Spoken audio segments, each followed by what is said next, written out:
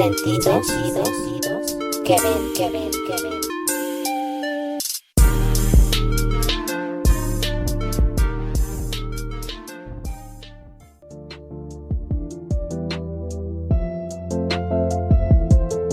Nuestros sentidos convierten la energía carente de masa en sonido y vibración, forma y solidez, textura y color, fragancia y sabor. Deepak Chopra. Hola, ¿qué tal? Sean bienvenidos al primer episodio de este podcast titulado Sentidos que ven. Mi nombre es Diana Rodríguez y he creado este espacio con el propósito de brindar a los docentes de educación básica que tienen estudiantes con discapacidad visual, ya sea ceguera o baja visión, sus familiares y demás interesados, un panorama mucho más amplio sobre esta discapacidad. Todo esto a fin de fortalecer el proceso de inclusión educativa de niños y niñas que presentan esta condición visual. Hecha la presentación, comencemos. Imagine por un instante que tuviera que donar uno de sus 5 sentidos. ¿Cuál sería? Hace unos días leí un artículo de la revista muy interesante titulado ¿Tenemos solo 5 sentidos? En este artículo se señalaba que, si bien en la escuela se nos enseña que el ser humano cuenta con 5 sentidos para percibir la realidad, existe un grupo de científicos que se encuentran discutiendo 2 cuestiones. La primera, que en el cerebro todos los sentidos, oído, olfato, gusto, tacto y vista, se mezclan. Para ejemplificar esto, nos dan 3 casos muy peculiares. En el primero, que involucran a la vista y al oído, nos hablan de Daniel Kish, un estadounidense que nació con retinoblastoma bilateral, un tipo de cáncer de retina, a quien le tuvieron que extirpar el ojo derecho cuando tenía tan solo 7 meses, y el izquierdo meses después. Sus amigos le apodan Batman u hombre murciélago, ya que para desplazarse utiliza una técnica que consiste en chasquear la lengua para detectar los objetos a su alrededor, ayudándose del eco producido de esta manera. Gracias a que desde muy pequeño desarrolló esta habilidad, Daniel disfruta de practicar senderismo y ciclismo de montaña, tal y como lo haría cualquier persona con visión normal. Pero más allá de esto, lo que realmente ha llamado la atención de los neurocientíficos es que, según los estudios que le han realizado, cuando Daniel escucha el eco que produce al chasquear la lengua, su corteza visual construye imágenes, lo cual permite pensar que su cerebro es capaz de ver ayudándose del eco. Un segundo caso en el que los sentidos están interconectados en el cerebro son las ilusiones multisensoriales. Un ejemplo de ilusión multisensorial que involucra a la vista y al oído es el efecto MC-Work, el cual ocurre cuando una persona observa los labios de otra pronunciar la sílaba ga al mismo tiempo que le hacen escuchar la sílaba ba. Su cerebro oirá la sílaba da. Otro ejemplo, pero que ahora involucra a la vista y al tacto, es la ilusión conocida como la mano de goma. Les cuento cómo sería esto. Una persona X esconde su propia mano para ponerse una mano falsa de goma. Luego, una persona Y acaricia la mano de goma, pero la persona X va a sentir como si le estuvieran acariciando la mano real. Un último ejemplo de ilusión multisensorial, que involucra la vista y el gusto, ocurre cuando a una persona que se le da a beber un refresco de fresa de color amarillo verdoso, en lugar de rojo, como suele ser el color de una bebida de fresa, afirma que le sabe a limón. La segunda cuestión que plantea este artículo es la posibilidad de que en lugar de 5 sean más bien 11 los sentidos con los que cuenta el ser humano. Ello quiere decir que aparte del oído, olfato, gusto, tacto y vista, habría 6 sentidos más. Vamos a conocerlos. El sexto sentido o sentido magnético es como una brújula interna con la que se puede detectar el campo magnético terrestre Esto para poder orientarse sin necesidad de contar con un GPS. Sería algo así como lo que tienen las aves, las mariposas monarca, las ballenas, los osos, para orientarse. Científicos como Joseph Kirby, quien es un geobiólogo del Instituto Tecnológico de California, realiza estudios para tratar de confirmar o desmentir si los seres humanos contamos o no con este sentido, y comenta que no hay razones para pensar que no lo tenemos, pero que al parecer sería algo más bien inconsciente. El séptimo sentido o sentido de la gravedad es un sentido sobre el cual nuevamente Kirby nos comenta que se trata de una modalidad sensorial separada que nos permite mantener el equilibrio, caminar tranquilamente e incluso evitar caer al piso y golpearnos. El octavo sentido es un sentido muy peculiar, ya que en primer lugar tendría que dejar de ser considerado una capacidad del tacto, ya que se trata de un sentido para distinguir entre frío y caliente. El noveno sentido o sentido de nocicepción sería la emisión de señales de dolor al sistema nervioso central, es decir, al cerebro y a la médula espinal. El décimo sentido o sentido de la propiocepción sería aquel por medio del cual se tiene conciencia del estado interno del cuerpo, lo cual quiere decir que se trata de un sentido de interocepción, a diferencia de los sentidos de exterocepción, como son el oído, olfato, gusto, tacto y vista. Y finalmente, el onceavo sentido o sentido vomeronasal. En este obviamente participa el órgano vomeronasal, el cual está formado por receptores sensitivos en una bolsa conectada a las fosas nasales, con las cuales detectamos sustancias químicas del ambiente, tales como las feromonas. Como nos podemos dar cuenta, se siguen realizando estudios en torno al tema de los sentidos.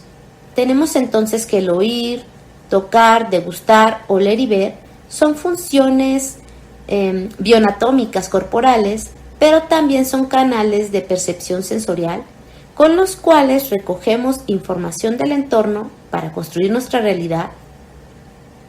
Y como comentario adicional, recordemos que dicha construcción de la realidad también se ve afectada por diversos factores, entre los que podemos contar los sociales, los culturales, políticos, geográficos, económicos, religiosos, entre otros. Me viene a la mente la siguiente frase de Aristóteles: no hay nada en el intelecto que no haya estado primero en los sentidos. Y esta otra de Paul Valéry: la mayoría de la gente ve con el intelecto mucho más a menudo que con los ojos. La frase de Paul Valéry la podemos encontrar en uno de sus ensayos titulado Introducción al método de Leonardo da Vinci, publicado en 1894. ¿Sabía usted que Leonardo da Vinci no solo fue un gran artista, pintor, escultor, músico, sino que también incursionó en la arquitectura, ciencia, paleontología, ingeniería, zoología, botánica y geología? Ruggero Pierantoni, autor de la obra El ojo y la idea, Fisiología e historia de la visión, decía que Leonardo da Vinci, por lo general, centraba sus trabajos de investigación sobre la realidad en el estudio del ojo humano. Se dice que era un lector tan apasionado de todo lo que se escribía sobre el ojo que cuando tuvo que trazar en papel sus primeros diagramas sobre este órgano, no sabía si debía dibujar lo que veía o lo que sabía. Su interés sobre la estructura del ojo y su funcionamiento era tal que llegó a inventar un método para poder cortar el ojo sin que el humor vítreo y el humor acuoso se derramaran y el ojo terminara perdiendo su forma original. Este método consistía en hervir el ojo lentamente en claras de huevo hasta que se solidificara. Posteriormente, se debía cortar el huevo y el ojo de forma transversal, evitando así que nada de su interior se derramara o deformara. El método fue calificado como muy ingenioso, pero poco eficaz. Leonardo da Vinci fue capaz de trazar en un diagrama la relación entre los ojos y los ventrículos cerebrales, además de definir, desde su perspectiva como pintor, las siguientes 10 funciones del ojo: percepción de la luz, oscuridad, cuerpo, color, forma, ubicación, lejanía, cercanía, moción y reposo. En pocas palabras, saber ver, como solía decir Leonardo da Vinci. Saber ver, como esa extraordinaria capacidad de observación que poseía da Vinci y que sabía aprovechar muy bien a la hora de adentrarse en diversas tareas del conocimiento humano.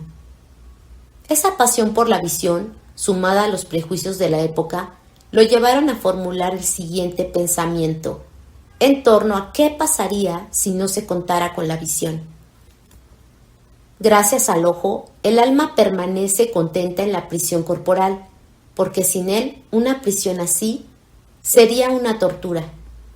Esta frase refleja una clara postura oculocentrista. En el oculocentrismo se sitúa el sentido de la vista por encima de los demás sentidos.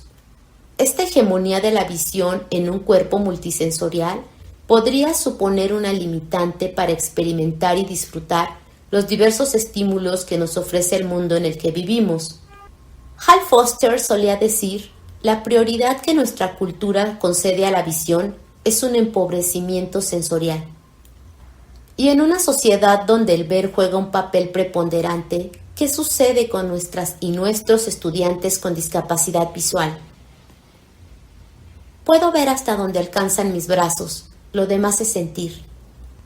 Así comienza el artículo titulado Cognición, campo semántico y representación en el discurso del ciego, de Carmen Villanueva, en el que, entre otras cuestiones, se abordan los conceptos sensación, percepción y cognición, esto para comprender un poco mejor las modalidades sensorio-perceptivas que se observan en el discurso de las personas ciegas y que reflejan una forma diferente de acercarse a la realidad. Asimismo, se analiza el campo semántico del ver desde la forma en la que las personas ciegas comprenden esta palabra. En este artículo, Villanueva señala que no resulta fácil deshacerse de la idea oculocentrista que predomina en la sociedad occidental y que rige tanto la forma de comportarse como la forma de pensar. Así que uno de los objetivos de la antropología de los sentidos deberá ser rescatar en el ámbito cultural los sentidos del olfato, del gusto y el tacto. House explica que el contexto cultural se debe estudiar a partir de la comprensión del valor de cada uno de los sentidos, y no desde el modelo sensorial de la propia cultura del antropólogo. En el contexto educativo, si la maestra o el maestro utiliza palabras como ver, mirar, observar, al hablar con su estudiante con discapacidad visual, inmediatamente corrige, aclarándole que su intención no fue ofenderle o burlarse de su condición visual, y ofreciéndole una disculpa.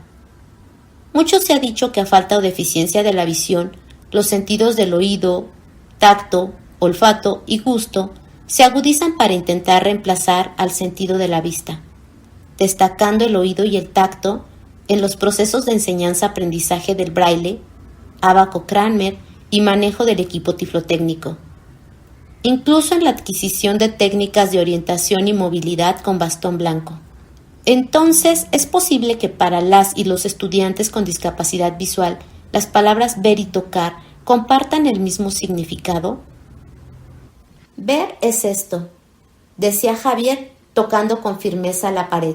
Esto es lo que nos describe Carmen Villanueva en su trabajo, además de explicarnos que ver es tocar, abrazar, medir el espacio u objetos, recorrerlos con las manos o con los dedos. Así que cuando Javier dice, ver es hasta donde alcanzan tus brazos, lo demás es sentir. Concluimos que lo que Javier está haciendo es utilizar sus manos para ver o percibir lo que hay a su alrededor, y sus oídos y nariz para ver o percibir lo que hay a la distancia. Para finalizar este episodio, les doy un consejo no solicitado. Utilicen con confianza y normalidad las palabras ver, mirar, observar cuando hablen con su alumna o alumno con discapacidad visual, pues es así como lo indican diversos documentos sobre inclusión o sobre convivencia con personas que presentan esta discapacidad. Eviten comentarios innecesarios en los que expresen lástima, como pueden ser: qué pena que no puedes ver. Si pudieras ver, podrías hacer esto. Es posible que su alumno o alumna con discapacidad visual realmente no lamente el no ver, y que lo que no puede hacer no sea por no contar con el sentido de la vista, sino por las barreras que encuentre para acceder al aprendizaje y la participación en el aula. Espero que hayan disfrutado tanto como yo este breve recorrido por el mundo de la discapacidad visual. Que estén muy bien. Nos encontramos en una siguiente ocasión. Hasta pronto.